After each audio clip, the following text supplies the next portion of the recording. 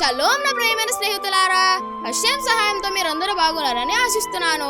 Bethel తోరా India నుండి తోరా student గా ఈ వారం పరాషాను క్లుప్తంగా వివరించాలని అనుకుంటున్నాను.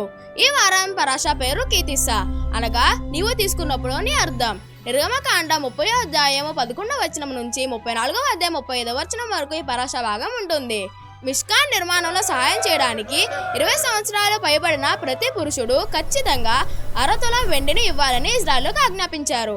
తరువాత మనం ఏం చూస్తామనంటే మిష్కాను ప్రవేశ ద్వారం వద్ద రాగి గంగాళమును ఉంచాలని ఆజ్ఞాపించారు.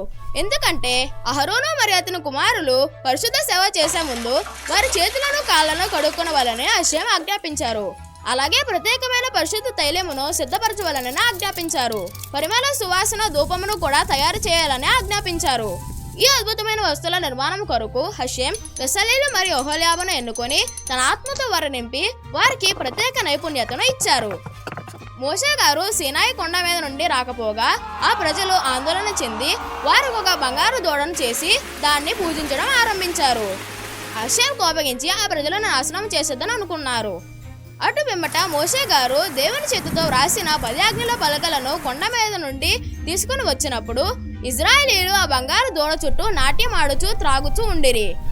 ఇది చూసిన మోషే గారికి చాలా కోపం వచ్చి ఆ 10 ఆజ్ఞల పలకలను నేల పడవేసి పగలగొట్టారు. అప్పుడు మోషే గారు ఆ పర్వతం మీదకి మరలా ఎక్కి ప్రజల తరపున ఈ విధముగా ప్రార్థన చేశారు. హషేం, మీరు ఈ ప్రజల పాపమును క్షమించని ఎడల మీరు రాసిన గ్రంథంలో నుండి నా పేరును తుడిచివేయండి అని ప్రార్థించారు.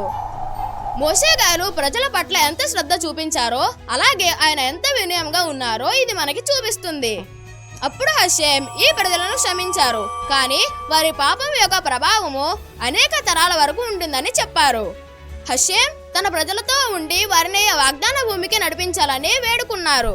మోషే గారు మరలా కొత్త పలకలను తయారు చేసి ఆ పర్వతం మీదకి ఎక్కగా హషేం ఆ పలకల మీద మరలా ఆజ్ఞలను రాశారు. ఆ పర్వతం మీద మోషే గారు 13 దైవిక కరుణ గల గుణలక్షణాల యొక్క దర్శనమును కూడా పొందుకున్నారు.